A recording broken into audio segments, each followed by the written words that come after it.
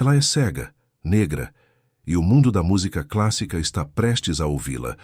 Ela não precisa de aplausos, ela precisa do silêncio. Mas o que acontece quando um único toque no piano quebra o silêncio de toda uma vida? Se você é contra o racismo, deixe aqui nos comentários a palavra respeito. No Teatro Serafine, em Filadélfia, onde habitualmente as baladas eram recebidas com solenidade. Naquela noite, centenas de convidados ilustres, trajados em smokings e vestidos longos, os principais mecenas do mundo da música erudita, estavam reunidos para o ensaio do Concerto Internacional da Arte. Naquele cenário opulento, um evento estava prestes a estilhaçar a redoma perfeita, que eles acreditavam ser eterna. Uma jovem surgiu de trás das cortinas. Sua silhueta delicada, com pele cor de ébano, contrastava em um vestido cinza discreto, sem adornos. Em sua mão, ela levava uma vara-guia, símbolo da falta de visão, mas também o bastão daqueles que aprenderam a enxergar com o espírito. Essa moça era Zola Mbata, de 16 anos, negra, cega desde a infância, sem notoriedade, sem empresário, sem apresentação ao público. Zola moveu-se devagar, seus passos indecisos, mas resolutos. Quando sua mão direita se afastou do apoio da bengala, ela pairou no ar, a poucos centímetros da superfície lustrosa do Bösendorfer Imperial, no centro do palco. Então, uma voz ecoou, rompendo o silêncio como um trovão rasgando o céu. Retirem-na do palco. Ela vai danificar o piano. A voz não veio de um espectador embriagado ou de um intruso. Veio de Theron Lancaster, o renomado pianista branco reverenciado como o mestre impiedoso da música clássica americana. Vestido com um terno preto de grife, seus cabelos grisalhos refletiam as luzes do palco como um halo ilusório. Seus olhos nunca deixaram a garota, mas seu olhar era glacial, uma expressão que já intimidou inúmeros jovens talentos com um simples franzir de testa. Ela é cega. Meu Deus! Quem deixaria uma garota negra desconhecida tocar no meu Bösendorfer? De 200 mil? Ele disse ultrajado. Não era uma apresentação filantrópica, uma risada contida de alguém nos bastidores, algumas tosses discretas na plateia. Alguns desviaram o olhar, constrangidos por ele. Mas também houve concordâncias silenciosas, aprovação velada. Ninguém se levantou. Ninguém protestou. Todo o auditório ficou em silêncio diante da crueldade de suas palavras, como se fosse uma verdade irrefutável. Contudo, Zola não hesitou. Ela permaneceu ereta, erguendo a cabeça em direção à voz, mesmo que seus olhos leitosos não pudessem distinguir ninguém. Sua vara-guia ainda na mão, mas ela não a usou para se afastar. Em vez disso, deu mais um passo à frente, um passo em direção ao centro da tormenta. Ela inclinou ligeiramente a cabeça em direção ao palco da orquestra vazio, como se sentisse cada olhar. Então, sem dizer uma palavra, ela se sentou no banco do piano. Theron Lancaster quase vociferou dos bastidores. Não permitam que ela toque. Ela vai se ridicularizar perante o mundo inteiro. Mas Zola não ouviu. Ela não precisava. Suas mãos pequenas, antes adestradas na penumbra, tremendo sobre as teclas desgastadas do piano no lar de acolhimento, agora deslizaram suavemente até a primeira tecla. Seus dedos não atacaram as teclas como uma vingança. Tocavam-nas como se evocassem uma recordação, suave, afetuosa, mas com propósito. E então, a primeira nota ressoou. Não estrondosa, nem exibicionista, mas cortando o ar impregnado de preconceito, como a aurora rompendo a escuridão. O mundo que havia feito uma careta, virado de lado aguardando o fracasso, de repente prendeu a respiração.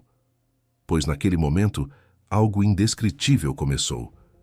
A primeira sonoridade que emanou das pontas dos dedos de Zola foi resultado de uma odisseia que ninguém ali jamais presenciara. Uma jornada silenciosa, imersa em trevas e repleta de sofrimentos. Há 3 anos, em uma manhã gélida de outono em New Haven, Connecticut, uma caminhonete de assistência social parou em frente à Academia de Música Ashworth, um lugar que só aceitava os melhores talentos de famílias musicais ilustres. No frio cortante, Zola, 13 anos, negra, cega de nascença, órfã desde os 5, saiu da caminhonete com uma sacola surrada, um dispositivo braille rachado e uma vara-guia que havia sido quebrada e colada novamente. Ninguém a esperava. Na papelada, ela não era uma aluna oficial. Ela foi admitida por meio de um programa experimental humanitário chamado Observador Silencioso. Um nome que soava como benevolência, mas era, na verdade, um eufemismo para legitimar sua exclusão de todas as aulas, apresentações e acesso a instrumentos musicais. Em um ambiente onde os alunos eram filhos de diplomatas americanos, netos de compositores laureados com o Pulitzer e herdeiros de CEOs das maiores gravadoras de Nova York, uma garota cega do sistema de assistência social não passava de uma sombra perturbando os corredores de mármore. Desde o primeiro dia, Zola aprendeu a se minimizar. Ela não falava alto, ela não andava rápido, ela não batia nas portas das salas de aula. Em vez disso, ela ficava escondida no corredor em frente à sala 2B, onde o professor Samuel Kincaid lecionava teoria musical. Ela não podia vê-lo, mas memorizava cada passo que ecoava pelo piso de madeira. Sabia quando ele batia no quadro com a mão esquerda e ouvia cada nota dos exercícios dos alunos através do vidro da porta entreaberta, enquanto tocavam no piano, de cauda da sala. Ela desenhava música na própria coxa.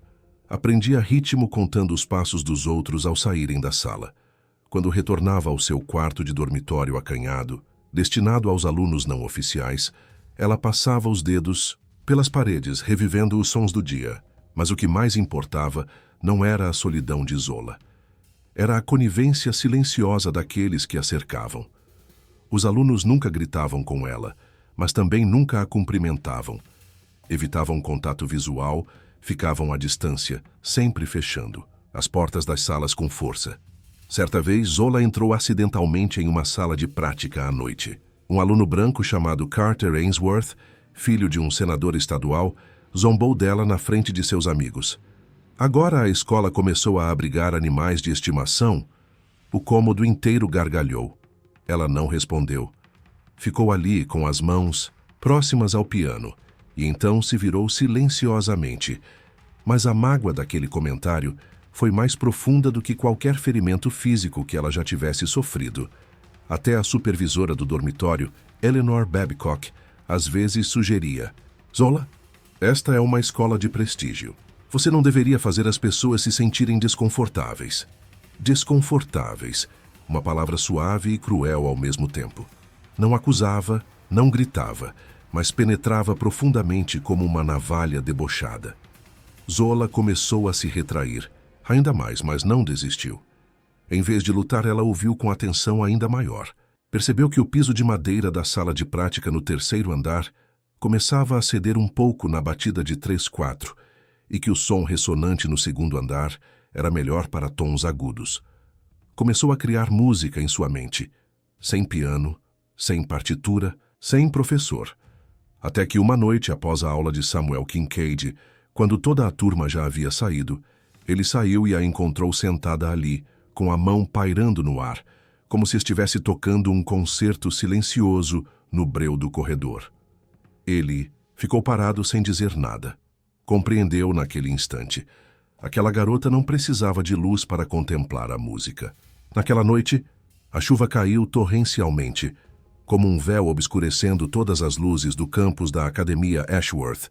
O vento uivava suavemente pelos corredores de pedra, onde as portas pesadas de madeira tinham sido trancadas há muito tempo. Fora da escola, os alunos de elite se reuniam no salão principal, debatendo apaixonadamente bolsas de estudo, apresentações no Kennedy Center e oportunidades de gravação para o outono. Tudo reservado aos escolhidos. Contudo, no 2º andar, em um recanto silencioso do corredor, uma luz fraca escapava de uma sala, iluminando o rosto sereno do professor Samuel Kincaid. Embora aposentado, ele ainda era convidado pela escola uma vez por semana para ministrar uma aula avançada de teoria musical, não por fama, mas por amor à arte e à música, que ele nunca deixou de venerar como uma religião. Quando a última aluna saiu, ele a viu ali. Zola, sentada de pernas cruzadas, as costas contra a parede, com a mão erguida, como se estivesse tocando uma música invisível. Ela não sabia que alguém estava observando. Simplesmente contava as batidas com os dedos, movendo cada acorde com a memória do som. Coisas que ela nunca tinha visto com os olhos, mas que compreendia melhor do que qualquer pessoa na sala. Samuel não interrompeu. Moveu-se lentamente até ficar diante dela e falou com uma voz suave como o timbre de um violino. Você está acompanhando minha aula? Zola ficou um pouco assustada. Sua vara-guia se inclinou ao lado instintivamente, mas ela não se afastou. Ela assentiu. Estou apenas tentando internalizar a peça. A resposta dela não foi uma justificativa ou um pedido. Foi uma admissão tão sincera que Samuel sentiu o coração apertar. Sentou-se na escada, bem ao lado dela. Ambos ouviram, em silêncio, o som da chuva batendo na janela. Então Samuel inclinou a cabeça para olhá-la. Essa menina cega, frágil, de olhar sonhador, porém determinado, proferiu uma frase simples. Não peça desculpas. Toque corretamente. Aquela foi a primeira vez que Zola recebeu um convite de alguém na academia. E daquela noite chuvosa, um vínculo silencioso, não anunciado, mas mais forte do que qualquer contrato artístico, começou a se formar. As lições seguintes aconteceram na escuridão, sem programa, sem piano Steinway, sem orquestra, acompanhante, apenas um velho piano vertical em um porão, com cheiro de mofo por causa das partituras antigas, que ainda sopravam no tempo. E apenas duas pessoas, uma garota que nunca foi formalmente reconhecida como aluna e um professor que já foi considerado um gênio, Samuel. Samuel não usava jargões técnicos. Ele contava histórias de como uma fuga era como uma busca da alma e de como um acorde maior podia parecer tão pesado quanto chumbo, quando o contexto era uma separação. Ele marcava o ritmo no joelho de Zola, mostrava como posicionar as mãos para que ela sentisse as vibrações das cordas através da madeira. Ensinava a ouvir emoções, não só notas. Fá menor nem sempre é lúgubre. É só a sombra que se projeta quando a luz se esconde, ele dizia. Zola absorvia tudo como terra árida que se encharca de água, sem precisar repetir, sem precisar tocar duas vezes. Mas Samuel não ensinava apenas, ele observava. E o que mais o impressionava não era sua memória extraordinária ou sua velocidade assustadora de aprendizado, mas algo raro até entre profissionais. Zola não tocava para impressionar. Ela tocava para sobreviver. Para ela, música não era um objetivo, era a única linguagem que o mundo ainda não tinha tirado dela. Na primavera, as folhas se curvavam e se esticavam na janela do antigo estúdio de prática. Era também quando Samuel Kincaid fazia algo que nunca tinha feito em mais de 50 anos de ensino na Ashworth. Submeteu uma recomendação para alguém que nem sequer tinha uma carteira de estudante. Na carta de recomendação para a audição do jovem talento em destaque, ele não mencionou a palavra cega, nem negra, nem dificuldades, nem superação do destino. Simplesmente escreveu: Zola Mbata, 16 anos, a música é sua língua nativa. Todos os outros na comissão estão aprendendo essa língua como segunda. Mas Samuel esqueceu de um detalhe. Ashworth não lê partituras. Ashworth lê currículos. E um currículo sem foto de família, sem nomes dos pais, sem contribuições financeiras, não impresso em papel timbrado, era um currículo de tom diferente antes mesmo de falar. Ashworth tinha uma regra não escrita que todos os alunos entendiam. Talento é essencial, mas linhagem é o passaporte.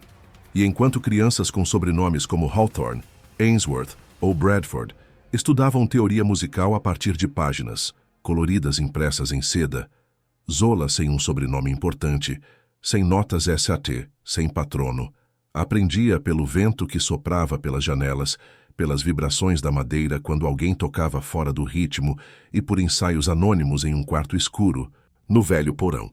Foi lá que Samuel Kincaid iniciou aulas que jamais seriam incluídas no currículo. E também foi onde ele começou a se redescobrir através de como Zola percebia o mundo. Samuel não lhe entregou uma partitura impressa, nem um metrônomo, nem um convite para praticar aquela sessão. Gentilmente, tocou seu pulso, depois bateu um ritmo em seu dedo, como se tocasse uma bateria eletrônica invisível. Cada batida, uma mensagem. Cada nota, uma batida sutil. Silêncio. Longo, curto, então rompido. Ele bateu seu pulso para ensinar a reconhecer a sincronicidade. Ensino a sentir as variações, não por contar, mas por perceber o ar em seus pulmões quando uma nota soava no momento exato, mas no lugar errado. Tom nem sempre soa como Solro dizia. Às vezes é uma cachoeira, outras vezes um pranto silencioso no peito. Zola não fazia perguntas. Ela nunca precisou repetir. Ela absorvia tudo através da pele, dos músculos, do ritmo, do pulso. E o que fazia Samuel estremecer não era ela tocar corretamente, mas tocar com sinceridade. Certa noite, Samuel descreveu uma fuga de Bach como um homem perseguindo sua própria sombra por um labirinto de tempo. Zola ouviu e, de repente, reproduziu. Não as notas corretas, nem o tempo certo, mas ela percebeu que não tocava a partitura. Ela tocava a história. Ele ficou parado e, pela primeira vez em muitos anos, Samuel sentiu vergonha por ter ensinado que treinamento auditivo podia ser ensinado por fórmulas. Contudo, à medida que Zola progredia dia após dia, a resistência silenciosa ao seu redor começava a crescer. No lounge dos professores, alguns começaram a cochichar. Ouvi dizer que o Kincaid está ensinando aquela garota em particular. Já isso é imprudente. Ela não é uma aluna oficial. Vai acabar prejudicando a reputação da escola se ela aparecer muito cedo. E então Reginald Fairmont, chefe do departamento de piano, que outrora foi considerado um herdeiro espiritual de Lancaster, convidou Samuel para sua sala, deixando claro: sei que você valoriza seu projeto, mas se sair dos limites, haverá consequências. Um jornal do The Boston Globe foi colocado na frente dele com o título Ela tocou 7 minutos. O mundo ouviu por 7 milhões de segundos, e pela primeira vez na sua carreira, ele não sabia em que capítulo estava, ou se já tinha sido deixado de fora do livro. Quanto a Zola, em uma pequena cabana de madeira no interior das montanhas de Pinheiros de Stowe, ela não compunha músicas, não se apresentava, não clamava seu nome. Todas as manhãs, ela saía descalça na grama orvalhada, sentava-se perto da janela que dava para os Alpes e ouvia o vento, os insetos, o silêncio. Não estou me escondendo, ela dizia a Samuel. Estou apenas aguardando o momento oportuno para iniciar o capítulo 1. Em algum lugar sob o sol do oeste, Lancaster ainda tocava, ainda se apresentava perante plateias lotadas, mas por dentro, a música que tocava tinha se tornado sem sentido para ele, porque depois do concerto, ele não conseguia deixar de se recordar de um fato. Eu tocava para conquistar o público. Ela tocou para salvar pessoas e me salvou, mesmo que ela nunca tenha visto meu rosto. Nas nevoentas montanhas de Pinheiros de Stowe, enquanto o mundo ainda tentava localizar a garota cega, que fez toda uma plateia de teatro internacional chorar, Zola Mbata silenciosamente escolheu uma forma diferente de se fazer presente. Não no palco, mas nas cartas manuscritas de lugares onde luzes de palco nunca brilhariam. Não se sabe ao certo quando exatamente, mas cartas manuscritas começaram a chegar na caixa de correio da pequena aldeia ao pé da montanha. No começo, alguns postais trêmulos, depois envelopes completos, seguidos por maços de papéis dentro de envelopes antigos. Não vinham de produtores, nem de fãs famosos, nem da imprensa. Vinham de presidiários que cumpriram mais de 20 anos escrevendo com lápis emprestado da biblioteca da prisão. De uma menina de 12 anos com fibrose cística, internada no hospital. De um menino surdo aprendendo a tocar piano sentindo as vibrações do assoalho. De um pai que não se lembrava mais do nome da esposa, devido ao Alzheimer. E de centenas de pessoas comuns, aquelas que nunca foram chamadas pelo nome. Zola não respondia com palavras. Ela respondia com música, não em PDF, não por gravações, mas com partituras manuscritas, em papel de seda antigo, com tinta sépia, anotações únicas, melodias que não precisavam de orientação rítmica, apenas de sentir. Ninguém guardou cópias, ninguém registrou direitos autorais. Ninguém possuía aquelas músicas, porque cada peça era uma resposta sonora a dores que não podiam ser nomeadas. Zola não assinava seu nome. Ela apenas escrevia uma linha no rodapé da página impressa em braille. Ouça no lugar onde a linguagem foi esquecida. Uma mãe que perdeu o filho de 5 anos para a leucemia recebeu um envelope sem endereço de remetente. Apenas o endereço manuscrito. Dentro, uma partitura intitulada O Eco que Você Deixou. Ninguém conseguiu tocá-la corretamente, mas, ao entregá-la a um jovem pianista para tentar, o som do piano ecoou como a respiração suspensa entre um sono perturbado. Ela não chorou. Ela não entrou em colapso. Simplesmente ficou ali, com a mão no peito, murmurando: "Você ainda está aqui." Um detento em Rikers Island escreveu uma carta dizendo que, toda noite, batia os dedos contra a parede para relembrar o som do cravo de sua avó, quando ela ainda era viva. Semanas depois, a penitenciária recebeu uma partitura sem nome de compositor, intitulada A Barreira. A melodia tinha pausas irregulares, exatamente o ritmo dos seus dedos batendo contra os tijolos frios. Ninguém lhe deu instruções. Ele tocou novamente, agora na mesa de plástico, com as costas das mãos. Pela primeira vez em 20 anos ele chorou, não pelo tempo que cumpria, mas porque alguém tinha escutado os sons que mais ninguém conseguia ouvir. A história se espalhou, não pelos veículos de mídia, mas de pessoa para pessoa. Um professor, de crianças surdas, usou a música de Zola para ensinar seus alunos a ler o som com as mãos. Um garoto em uma casa de repouso reescreveu a última sessão de uma peça musical, tocando para seu colega de quarto que estava definhando. Um jovem com síndrome de Asperger usou a música que Zola lhe enviou como trilha sonora para seu primeiro vídeo no YouTube. E Lancaster, em outro lugar, ainda tocava. Mas toda vez que tocava uma balada, pensava: já escrevi alguma coisa? Só para alguém deixar de se sentir invisível. Enquanto isso, na Ashworth, uma estudante cega chamada Ebony encontrou uma partitura sem título, colada silenciosamente na porta da sala de ensaio. Sem assinatura, apenas uma linha que dizia: para aqueles que nunca foram escolhidos, mas ainda assim ousaram elevar a voz. Ela tocou a peça na formatura e toda a plateia se levantou. Não porque fosse primorosa, mas porque, finalmente, alguém falou por eles. Zola não sabia quem publicava essas histórias. Ela não sabia por que as partituras eram distribuídas, fotografadas, impressas nos jornais locais, tocadas em igrejas, orfanatos e funerais. Ela não queria saber. Música, ela certa vez disse a Samuel enquanto estavam sentados perto da lareira, não é para ser ouvida. É para que alguém em algum lugar perceba que não foi esquecido. De Stowe a Roma, depois a Viena, convites e telegramas continuaram chegando no pequeno endereço onde Zola vivia em silêncio. Mas ela nunca respondeu, até que um dia, um envelope espesso, bordado em ouro lacrado com cera, com o emblema de uma lira antiga, foi entregue por um mensageiro especial vindo de Londres. Dentro havia o convite oficial da Academia Real de Música, anunciando que ela havia sido selecionada como a mais jovem, a primeira cega e a primeira pessoa sem formação em conservatórios musicais, a receber o Prêmio do Compositor. Um prêmio concedido apenas uma vez por década àquele que alterasse para sempre a forma como o mundo ouve o som. Samuel, em silêncio, colocou a carta na mesa de madeira. Zola tocou o braille na página, leu e assentiu brandamente. Eu irei. Mas não para receber.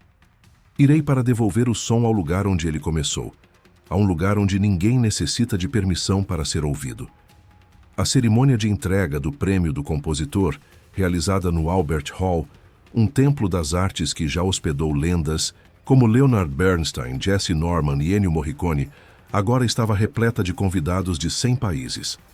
O salão inteiro parecia um coral silencioso, esperando o momento que redefiniria o conceito de honra.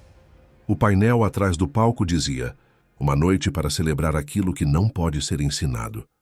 Zola apareceu pontualmente, sem acompanhantes, sem vestimentas extravagantes, apenas um vestido de algodão escuro, descalça, com sua vara guia e sua gaita de madeira da mãe. Ela caminhou ao palco com a calma habitual, como a noite que paira, sobre os corredores de Ashworth, ou como uma criança que escuta quando o mundo não percebe, sem ato de abertura, sem aplausos. Ela fez uma reverência ao público, mas não para eles. Elevou o rosto para o teto como se estivesse saudando alguém muito acima, muito distante, que lhe ensinou que a música não precisa de luz para soar. Os organizadores se aproximaram, entregando-lhe o prêmio do compositor, uma escultura de vidro esculpida à mão, colocada sobre uma base de jacarandá de 100 anos. Zola tocou-a por um instante, depois a colocou gentilmente no pedestal. Ela não a segurou, não a abraçou, não se virou para as câmeras. Sem discurso, sem aceitar o título. Ela não precisava dele. O mundo era quem precisava. Então, ela retirou a antiga gaita de madeira do estojo, segurando-a com ambas as mãos, como se erguesse uma lembrança. Sem microfone, sem harmonias, sem acompanhamento, ela começou a soprar. Uma melodia singela, despretensiosa, que não se adequava a nenhum padrão. Ela não podia ser definida por escalas, nem medida por BPM, nem replicada por um arquivo MIDI. Começou com uma nota grave, quase um sussurro, misturando-se ao som da respiração. Depois virou uma sequência de notas, como uma cantiga, interrompida no meio da canção, algo que mães anônimas costumavam cantar enquanto secavam lágrimas e embalavam seus filhos ao sono. Depois, pequenas notas solitárias, como passos de quem nunca ousou subir ao palco. O salão todo ficou em silêncio, não o silêncio de protocolo, mas de uma alma sendo tocada. Ninguém se moveu, ninguém pestanejou, ninguém teve a audácia de respirar alto demais. Um renomado compositor, membro do júri, com os olhos lacrimejantes, murmurou: "Ela não está tocando música, ela está regenerando." E quando Zola terminou, não com uma nota de clímax, nem com um acorde longo e ressonante, mas com silêncio, como uma despedida tácita. Ela abaixou a cabeça, colocou a gaita de volta ao estojo e deixou o palco como se nunca tivesse estado nele. Ninguém a aplaudiu, ninguém se levantou, ninguém articulou uma palavra, porque nada seria mais adequado a responder a um momento tão pleno, onde as palavras se tornaram redundantes. Na manhã seguinte, todos os jornais mencionaram seu nome, mas desta vez não com frases como divindade da música ou prodígio do século. Apenas uma frase foi repetida em todas as manchetes: o silêncio retornou. No mesmo dia, a Academia Real de Música realizou uma reunião extraordinária. Após 4 horas de deliberação, emitiram um comunicado de imprensa conciso. A partir deste ano, o prêmio do compositor passará a se chamar oficialmente a Honra Zola Mbata, não para celebrar uma pessoa, mas para nos recordarmos de algo que foi esquecido. A música não é para dominar o mundo. É o caminho de volta para nós mesmos. Apesar de ter esse nome gravado na história da música mundial, a garota que o criou nunca apareceu na televisão, nunca concedeu entrevista, nenhum periódico publicou novas imagens, nem rastrearam seus paradeiros. Mas o mundo continua a disseminar histórias sobre ela. Em Copenhague, uma musicista adentrou a biblioteca pública e avistou uma garota cega sentada com um garoto, produzindo sons com um tubo de PVC. Sem instrumentos, sem compêndios de teoria musical, apenas o som oco do tubo, a ressonância da palma e as risadas tímidas que inundavam a luz da tarde. A musicista perguntou se a garota cega era Zola Mbata. A jovem sorriu, mas não confirmou. Na manhã seguinte, na escrivaninha da musicista, repousava uma partitura manuscrita, sem título, sem assinatura, apenas uma linha no rodapé. Não é preciso conhecer o nome, é só escutar o eco.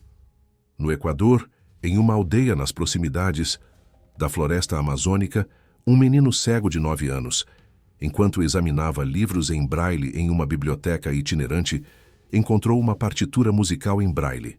O líder da comunidade disse que não havia sido adquirida, simplesmente surgiu na prateleira, como uma respiração deixada para trás. A criança tocou a partitura em um instrumento antigo de madeira e, ao alcançar a última nota, parou, virou-se para a mãe e disse: "Eu não consigo ver a pessoa, mas tenho certeza de que ela esteve aqui." Em Botsuana, em uma pequena vila, perto do deserto de Kalahari, Os tambores nativos criaram um novo ritmo chamado Batida Zola. Ninguém ensinou. Simplesmente disseram. Uma noite, antes que o amanhecer despontasse, ouvimos uma garota que não falava, mas seus passos tinham ritmo. Nós apenas a seguimos. Hoje, as crianças da vila ainda aprendem o ritmo, ouvindo as pausas entre 2 toques. Não há confirmação de que Zola alguma vez tenha aparecido. Ninguém publicou atualizações, ninguém tirou selfies com ela. Mas sua presença, como a pulsação do coração, não precisa ser vista para se saber que existe. Em uma colônia de refugiados na Síria, alguém disse que ouviu o som de uma flauta ao amanhecer, enquanto as pessoas aguardavam a transferência. A flauta não era distinta, mas cada nota parecia amenizar as angústias do coração das pessoas. Em um centro de cuidados paliativos na Nova Zelândia, uma enfermeira localizou uma partitura manuscrita, sob o travesseiro de uma senhora que tinha acabado de falecer. Ninguém soube quem a deixou ali. A partitura dizia apenas, para quem cantou outrora, mas ninguém ouviu. No conservatório Ashworth, uma estudante cega chamada Jet encontrou uma partitura sem título afixada silenciosamente na porta da sala de orquestra, sem assinatura, apenas uma linha. Para aqueles que nunca foram escolhidos, mas ainda assim tiveram a ousadia de erguer a voz. Ela tocou a peça na cerimônia de formatura e toda a plateia se levantou. Não porque ela tinha sido excepcional, mas porque finalmente alguém falou por eles. Zola não sabia quem divulgava essas histórias. Ela não sabia por que as partituras eram compartilhadas, fotografadas, impressas nos jornais locais, tocadas em igrejas, orfanatos, funerais, e não queria saber. Ela certa vez disse a Samuel, enquanto se sentavam ao lado da lareira, a música não é para ser ouvida. É para que alguém, em algum lugar, perceba que não foi esquecido. De Stow a Seul, depois a Budapeste, convites e telegramas continuaram chegando no pequeno endereço onde Zola vivia em silêncio. Mas ela nunca respondeu até que um dia, um envelope espesso, bordado em ouro, lacrado com cera, com o emblema de uma harpa antiga, foi entregue por um mensageiro especial vindo de Genebra. Dentro, havia o convite oficial da Orquestra Mundial da Paz, anunciando que ela havia sido selecionada como a mais jovem, a primeira cega e a primeira pessoa sem formação de conservatório a receber o Prêmio da Alma. Um prêmio concedido apenas uma vez a cada 10 anos para um artista que transformasse para sempre a maneira como o mundo sente o som. Samuel silenciosamente posicionou a carta sobre a mesa de madeira. Zola apalpou o braille na página, leu e aqueceu serenamente. Eu comparecerei, mas não para aceitar. Irei para retornar o som ao lugar onde ele se originou, a um lugar onde ninguém exige de permissão para ser escutado. A cerimônia de entrega do Prêmio da Alma, realizada no Teatro alla Scala, um santuário das artes que já recebeu personalidades lendárias como Arturo Toscanini, Renata Tebaldi e Ricardo Muti, agora estava preenchida por convidados de 110 nações. O salão emanava uma atmosfera de expectativa reverente, aguardando o momento que iria remodelar o conceito de magnificência. O painel atrás do palco proclamava: uma noite para celebrar aquilo que não pode ser aprendido. Zola surgiu pontualmente, sem acompanhantes, sem indumentárias extravagantes. Apenas um hobby de linho escuro, descalça, com sua vara guia e sua gaita de madeira da mãe. Ela cruzou o palco com a serenidade costumeira, como a noite que se instala sobre os corredores de Ashworth, como uma criança que atenta quando o mundo está desatento, sem evento preliminar, sem aplausos. Ela fez uma mesura ao público, mas não para eles. Elevou o rosto para o teto, como se estivesse reverenciando alguém muito distante lá no alto que tinha lhe ensinado que a música não depende da luz para reverberar. Os organizadores se aproximaram, apresentando-lhe o Prêmio da Alma. Uma escultura de cristal entalhada à mão, assentada em uma base de ébano de 100 anos. Zola tocou nela por um momento, depois a depositou cuidadosamente sobre o pedestal. Ela não a ergueu, não a abraçou, não se virou para as câmeras, sem discurso, sem aceitação do título. Ela não ambicionava por ele. O mundo é que precisava. Então ela retirou a antiga gaita de madeira do estojo, segurando-a com ambas as mãos, como se estivesse evocando uma reminiscência. Sem microfone, sem harmonias, sem acompanhamento, ela começou a entoar. Uma melodia simples, desadornada, que desafiava qualquer classificação. Ela não se submetia às escalas, nem aos BPM, nem aos arquivos MIDI. Iniciou com uma nota baixa, quase um murmúrio, integrando-se à sonoridade da respiração. Em seguida, evoluiu para uma sequência de notas, como uma cantiga de ninar, interrompida no meio, algo que mães anônimas entoavam enquanto dissipavam lágrimas e afagavam seus filhos para o sono. Em seguida, tímidas notas solitárias, como passos de quem nunca teve a coragem de pisar em um palco. O salão inteiro foi tomado pelo silêncio. Não o silêncio cerimonial, mas o de uma alma sendo sensibilizada. Ninguém se moveu, ninguém piscou, ninguém se atreveu a inspirar fundo demais. Um venerável compositor, membro do comitê avaliador com os olhos marejados, confidenciou: ela não está produzindo música, ela está revitalizando. E quando Zola concluiu, não com uma nota de clímax, nem com um acorde alongado e ressonante, mas com o silêncio como uma despedida não pronunciada, ela inclinou a cabeça, acomodou a gaita de volta ao estojo e abandonou o palco, como se nunca tivesse estado ali.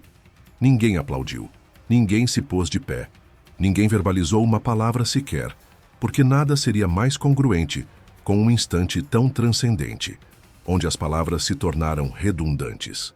Na manhã subsequente, todos os periódicos mencionaram seu nome, mas desta vez, não com epítetos como deusa da melodia ou fenômeno da época. Apenas uma sentença foi replicada em todas as manchetes. O silêncio retornou. E assim, ela eternizou sua marca, modificando a forma como o mundo ouve, não com o som, mas com o silêncio profundo do âmago.